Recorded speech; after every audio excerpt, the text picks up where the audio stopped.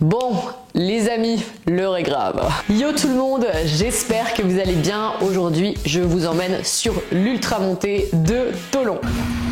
Petit échauffement. Allez. Hop là. La 10e, Pouliane Racine. J'ai plus la tête du début là. On a 4 heures, on a le temps, non? Ah bah oui. C'est dur. Bon, l'ultra montée, qu'est-ce que c'est? Vous devez vous en douter, mais c'est une course où le but c'est de faire le plus de dénivelé possible dans un temps imparti. Vous avez le format 2, 4 ou 8 heures. Il y a aussi un format sprint si vous avez envie de la faire qu'une fois le plus rapidement possible. Moi, j'ai choisi le format 4 heures, donc c'est une côte qui fait 3 km pour 560 mètres de dénivelé et le but ça va être de le faire le plus de fois possible. Puisque c'est une course d'ultra montée, ça veut dire qu'on ne descend pas et qu'on redescend en télécabine, chose qui m'arrange, je vous avoue, parce que la descente c'est pas forcément la partie que je préfère. Et en plus de ça, vous le voyez pas, mais il pleut tout ce qui peut, donc je me dis que quelque part ça sera sympa au cas où ça continue de pleuvoir comme ça, de pouvoir redescendre tranquillement en télécabine. Ça permet aussi de pouvoir se reposer un petit peu et de repartir à fond sur les montées suivantes. Je vous avoue que j'ai aucune idée de combien je vais en faire. Je pense que j'en saurai plus une fois que j'aurai fait la première. Je suis quelqu'un d'assez constant dans l'effort, ça veut dire que j'arrive à maintenir quand même, on va dire, la même cadence tout au long de la course. S'il n'y a pas de bobo, ça devrait aller en théorie.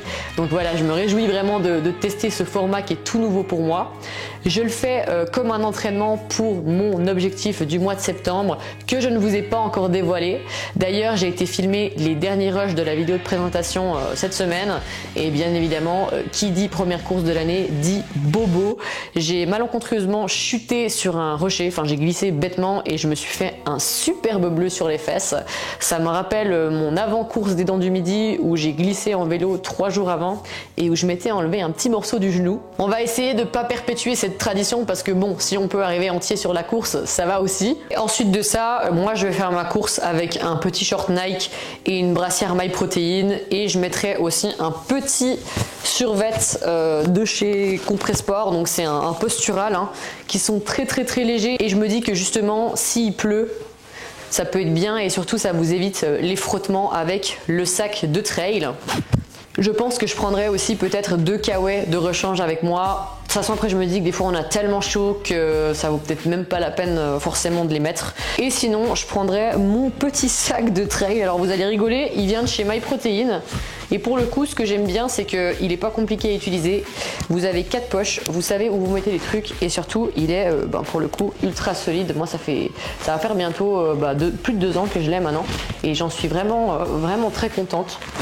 J'aime beaucoup, alors je sais que maintenant ils en ont sorti un nouveau modèle, donc voilà. Bon, mes affaires sont prêtes, j'ai pris des affaires de rechange avec moi pour après la course, j'aime bien avoir de quoi me changer en général. Je vais manger un sandwich au poulet et probablement un bol de Kellogg's, la course sera dans approximativement 4 heures, du coup comme ça j'ai le temps de bien digérer, de faire le plein de glucides. Alors moi j'ai aucun problème à manger du pain avant une course ou même des céréales, enfin voilà, je sais que ça c'est assez propre à chacun. Je pense que le mieux c'est de trouver ce qui vous correspond. Mais moi en général c'est ce que je mange et puis ça se passe plutôt bien. Bon, étant donné qu'il pleut, on va se faire une autre petite coiffure, mettre une casquette, des lunettes. On n'est jamais assez prévoyant quand il y a plu. Et surtout qu'on sait pas si ça va être pire ou pas. On est allé chercher le dossard aussi. Et comme ça on est go départ dans 35 minutes. Bien évidemment on vérifie toujours que les lacets soient bien faits avant de partir.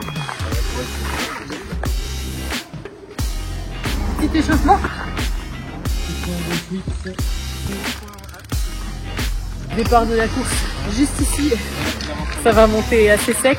On va continuer de s'échauffer un petit peu et puis là le départ il est dans 20 minutes à peu près. Et c'est parti, le départ de la course est lancé. Donc petite rectification, le but de la course c'est d'effectuer un maximum de boucles dans le temps imparti. Comme j'ai choisi le format 4 heures, en gros ça veut dire que si à 3h30 tu décides de retenter une ascension, t'es obligé d'y arriver avant 4 heures, sinon ta montée ne sera pas comptée. À 4 heures on a le temps, non? Ah bah oui. Je le rappelle, les boucles font 3 km pour 560 mètres de dénivelé positif. La première boucle se passe plutôt bien, d'ailleurs je la termine en 36 minutes. Allez Allez, allez, allez. Ce 4 heures, elle est 8e actuellement du côté des féminines. La 10e, William Racine. Qui dit course d'ultra-montée dit descente en télécabine. Le trajet dure environ 6 à 8 minutes et ça permet vraiment de pouvoir se reposer un petit peu et puis se ravitailler. Et là, vous allez voir que j'ai fait une grave erreur sur cette course, c'est de ne pas manger assez et surtout de ne pas m'hydrater correctement. Bon, dans l'ensemble, ça va bien. Pas trop de douleur, enfin même pas du tout. C'est que de la gestion d'effort. Et le but là, on a pu discuter avec quelques gars dans la télécabine, c'est de réussir à faire 4 tours. Parce qu'à compter du moment où on arrive au dernier tour, faut s'assurer qu'on ait eu le temps de le terminer. Sinon, bah, c'est foutu pour nous. Le moment le plus difficile durant la course, c'est vraiment ce kilomètre numéro 2 qui est pour le coup très très raide. Et c'est vrai que c'est un effort assez répétitif où il faut rester super concentré sur ce qu'on fait justement parce que c'est beaucoup plus mental que physique pour le coup, je trouve. Bien géré parce qu'on est qu'à 1 heure d'effort. La première grosse erreur, on est à 1 heure d'effort, j'ai attaqué la deuxième boucle et je n'ai toujours rien mangé. Je suis tellement concentrée que j'en oublie même de boire.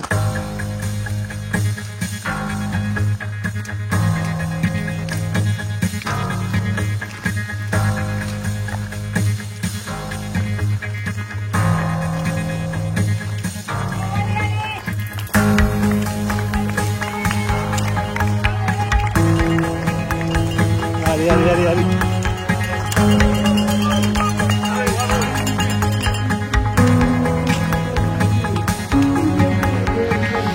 Allez, c'est bon pour 5 minutes là. Allez.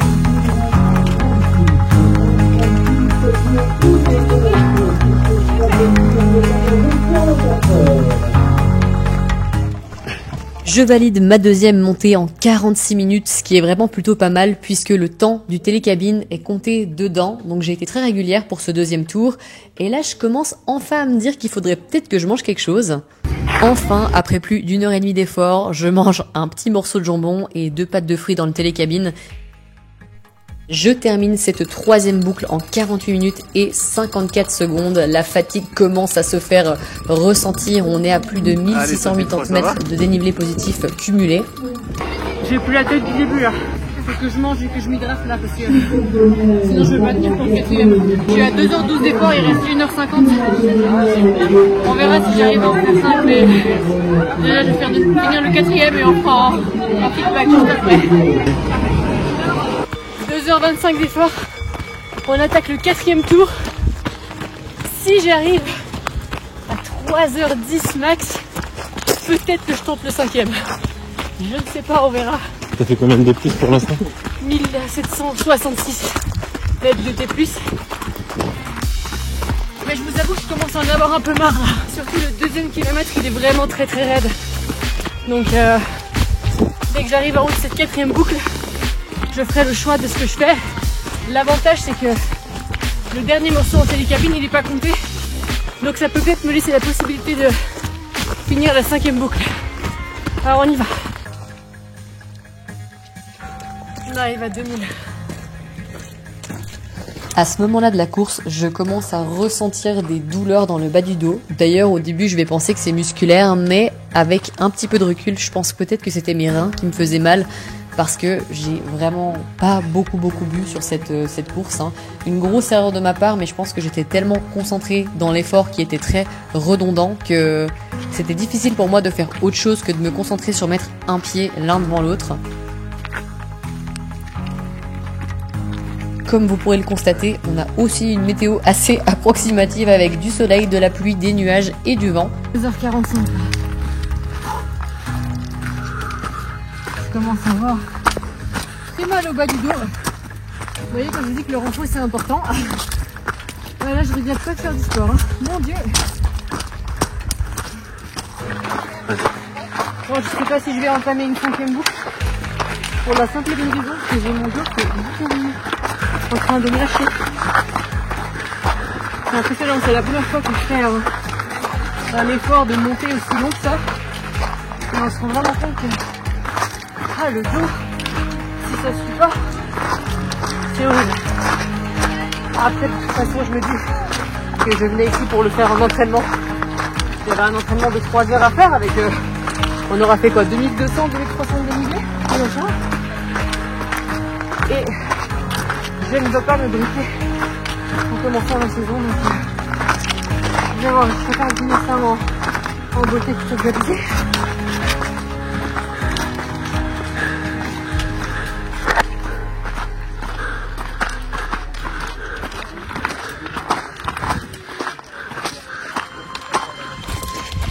Quatrième boucle.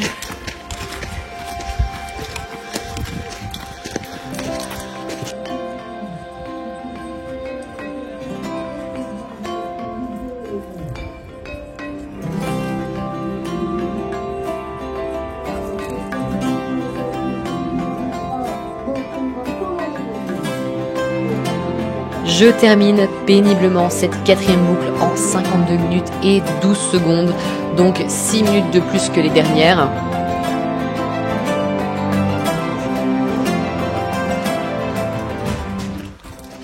Bon les amis, j'ai pris la décision de m'arrêter après 3h04 d'effort. J'ai très mal au bas du dos, je me demande si c'est pas mes reins qui me font mal parce que je me suis peut-être pas assez hydratée pendant la course. Mais bon, c'est une bonne leçon hein, comme on dit. Et là j'ai pas envie de prendre de risques au début de la saison comme ça, je me dis que c'est déjà un bel effort, hein.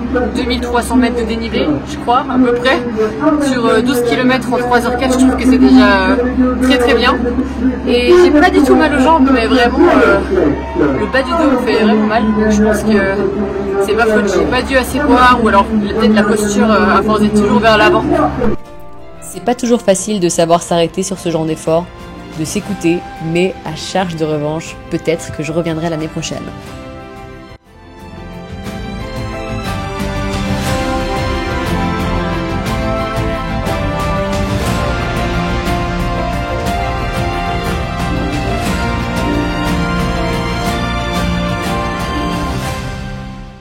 Bon les amis, on est le lendemain de la course et je me suis dit quoi de mieux qu'un petit feedback à chaud.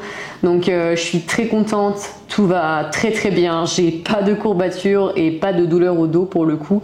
Donc j'avais confiance hein, en mes entraînements et en ce que je faisais. Par contre c'est vrai qu'il y a un truc que j'ai pas du tout géré sur la course. Genre en mode j'ai complètement oublié mais je me suis vraiment pas assez hydratée et surtout j'ai pas du tout assez mangé. Et j'ai commencé à ressentir des douleurs dans le bas du dos, je dirais dès la fin de la 3e montée. J'ai pris la décision d'arrêter avant la fin du chrono. Donc il faut savoir qu'il n'y avait pas du tout de disqualification, hein. On était libre d'arrêter à tout moment. Donc c'est pour ça que j'ai quand même un classement. D'ailleurs je finis 12e sur 33 de ma catégorie et 21e femme au scratch. Donc je suis vraiment contente pour le coup quand même de ce résultat, sachant que je sais que j'aurais pu faire mieux physiquement. Mais là, clairement, j'ai écouté mon corps. C'est la première course de la saison et je me suis dit j'ai pas envie de me mettre déjà dans le rouge ou de me faire du mal pour la suite. Donc pour vous expliquer un petit peu mieux le contexte de la course, ça c'est un truc que j'avais pas tellement compris. Moi je pensais au début que le but c'était de faire le plus de dénivelé possible, mais en fait le but c'est de faire le plus de boucles possible dans un temps imparti. C'est pour ça que j'ai eu l'opportunité de m'arrêter à 3h04 et puis de pas aller au bout des 4 heures. Je sais que physiquement, et j'étais clairement dans les temps pour faire une 5e boucle, mais je vous avoue que les douleurs que j'ai eues dans le bas du dos, je les connaissais pas. Et je pense que probablement ça devait être mes reins qui me faisaient mal parce que j'ai clairement pas assez bu. Et franchement, en plus, c'est le premier truc que je me suis dit avant de partir sur la course. Faudra bien que je boive, faudra bien que je mange. Franchement, j'ai quasiment rien mangé. J'ai dû manger seulement 4 pâtes de fruits alors que j'avais prévu d'en manger 12. Et au niveau du sel, j'ai pas assuré non plus, j'ai pas pris d'électrolytes. Et j'ai mangé genre 3-4 bouts de jambon avec un petit bout de gruyère et clairement ça n'a pas suffi. Donc voilà, ça c'est clairement une erreur de ma part. Mais en fait, c'est un effort qui est tellement redondant. Faut bien comprendre qu'en fait, on ne descend pas du tout à pied, hein. On redescend à chaque fois en télécabine. D'ailleurs, chaque trajet en télécabine prend à peu près entre 6 et 8 minutes. J'ai essayé de m'alimenter dans la télécabine, mais j'arrivais pas. Je sais pas pourquoi j'arrivais pas cette fois-ci, j'avais vraiment pas faim. Et il faut savoir qu'en fait, ça monte tellement sur cette côte que c'est difficile d'avoir envie de manger dans un tel effort parce que ça demande beaucoup de concentration en fait de rester dans cet effort hein, qui est redondant pour le coup. Je me suis pas arrêtée une seule fois pour prendre une pause sur le parcours et c'est vrai qu'on me voit très peu courir dans les vidéos simplement parce que c'est difficile de courir et il faut pas oublier que c'est énormément de gestion d'effort pour pouvoir être sûr d'arriver en haut en fait. Le but, je dirais pas que c'est tellement de faire les boucles le plus rapidement possible, mais c'est de les faire dans un temps qui vous permet de durer et de pouvoir les répéter jusqu'à la fin du temps choisi. Ces courses d'endurance, l'hydratation et l'alimentation, c'est ultra important. Si vous mangez pas assez, si vous ne buvez pas assez, en fait au bout d'un moment, ça va avoir un impact sur votre état de forme et votre performance. Et là, clairement, moi je l'ai senti sur la course et j'ai su dire stop avant. Et concrètement parlant, je sais pas si ça aurait vraiment changé quelque chose à mon classement, que je fasse une 5e boucle ou pas. J'aurais peut-être gagné 1 ou 2 places, mais pas beaucoup plus. Donc voilà, mais très contente de cette expérience et je suis contente aussi de pouvoir partager ça avec vous et de vraiment vous mettre en garde quand vous faites de bien s'alimenter et bien s'hydrater sur une course. Je suis quand même très contente d'avoir participé à cette course parce que ça reste un superbe entraînement pour mes futurs objectifs. Donc je sais que quoi qu'il en soit, c'est pas perdu. En plus de ça, comme je vous l'ai dit, vraiment pas de douleur quoi, je me sens super bien. D'ailleurs, je me tiens en tailleur là pour la vidéo, donc c'est vraiment que tout va bien. Peut-être que l'année prochaine, je pense que je referai une course dans le style parce que je trouve que c'est un excellent entraînement. Mais de là à dire que j'ai adoré ça, non pas du tout. Je pense que l'année prochaine, je referai le format 4 heures dans le but d'aller chercher cette fois-ci les 5 boucles et de les faire en entier. Mais c'est vrai que je suis contente de l'avoir fait sous forme de course parce que je pense pas que je me serais challengée autant toute seule sans avoir porté de dossard. C'est vrai que c'est très répétitif pour le coup et il y en a qui faisaient aussi le format 8 heures que j'étais très contente de ne pas avoir choisi pour le coup. C'est vrai que je crois que j'aime quand même bien la variété des paysages dans le trail, la variété des terrains. Et là, c'était pour le coup toujours la même chose. Mais sinon, il y avait quand même une bonne ambiance. Les bénévoles ont été très gentils. Enfin, franchement, c'est un truc à faire, je pense, si vous aimez le trail ou la course à pied. Si vous avez envie de vous challenger, sachez qu'il y a aussi un format 2 heures qui est beaucoup plus court. Donc déjà de se dire, je le fais 2 ou 3 fois, c'est magnifique parce que voilà, à chaque fois qu'on repart sur ces boucles, c'est tout le temps la même chose. J'ai quand même fait 2300 mètres presque de dénivelé positif, ce qui est quand même relativement bien. Et je vous jure, c'est là où ça commence à être cool après 2 ans de pratique, c'est que je commence vraiment à voir mon évolution, à sentir mon corps qui se renforce et pour le coup c'est très plaisant. Et vraiment sur cette course, il y avait des gens qui étaient super forts. Je pense encore une fois que c'est aussi le genre de course où on va retrouver des gens qui aiment ça et qui aiment se challenger, qui aiment se dépasser. Et pour le coup, je repense à la première femme des 8 heures qui était juste incroyable. J'ai trouvé que c'était la capacité qu'elle avait à continuer cet effort et à un rythme qui était vraiment, pour le coup, vraiment remarquable. C'était fou.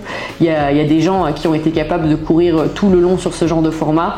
Et je vous avoue que je sais pas si un jour j'aurai ce genre de niveau, mais clairement, ça m'inspire en fait et ça me donne envie de pouvoir me rapprocher de ça parce que ça doit être incroyable de se sentir dans une telle forme et d'être capable de gravir des montagnes. Et voilà, c'est vraiment ce à quoi j'aspire dans les prochaines années. Ok, j'espère que cette vidéo vous aura plu. Moi je vais aller prendre une douche parce que je suis dégueulasse. Me reposer bien évidemment. On se dit à la prochaine dans une prochaine vidéo. Bye bye.